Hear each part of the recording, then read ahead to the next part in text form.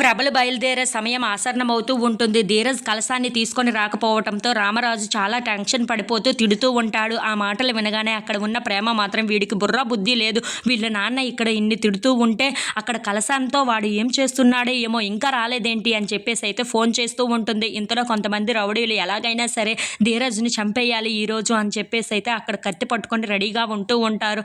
ఇంతలో అక్కడ ఉన్న ధీరజ్ కలశాన్ని పట్టుకొని వాళ్ళ నాన్న దగ్గరికి త్వరగా నడుచుకుంటూ వెళ్తూ ఉంటాడు.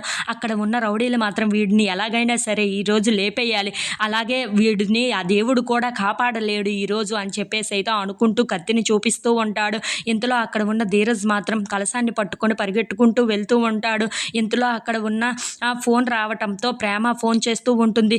ఎవరి ఫోను అని చెప్పేసి అయితే ఒక్కసారిగా కిందకు వంగుంటూ ఉంటాడు. ఇంతలో ఆ రౌడీలు విసిరిన కత్తి వెళ్ళి అమాంతంగా వెళ్ళి అక్కడ ఉన్న చెట్టుని తాకుతూ ఉంటుంది. అది చూడగానే అక్కడ ఉన్న రౌడీలు అయితే ఏంటి వీడు మిస్ అయిపోయాడు, ఈసారి కూడా మిస్ అయిపోయాడు, వీడిని ఎలా చంపాలో కూడా అర్థం కావటం లేదు అని చెప్పేసి అయితే అనుకొని అక్కడి నుండి వెళ్ళిపోతూ ఉంటాడు.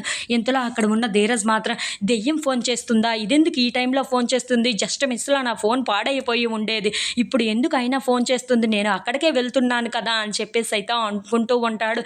ఇంతలో అక్కడ ఉన్న ప్రేమ ఫోన్ కట్ చేసేయడంతో అక్కడ ఉన్న ప్రేమ మాత్రం ఏంటి వీడు ఫోన్ చేస్తుంటే కట్ చేసేస్తూ ఉన్నాడు, ఇప్పుడు వీడు వీళ్ళ నాన్న దగ్గరికి వస్తే ఎన్ని తిట్లు తింటాడో తినని, నాకెందుకులే అని చెప్పేసి అయితే మళ్ళీ తను కూడా ఫోన్ కట్ చేసేస్తూ ఉంటుంది. ఇంతలో రామరాజు మాత్రం చాలా కంగారు పడిపోతూ ఉంటాడు.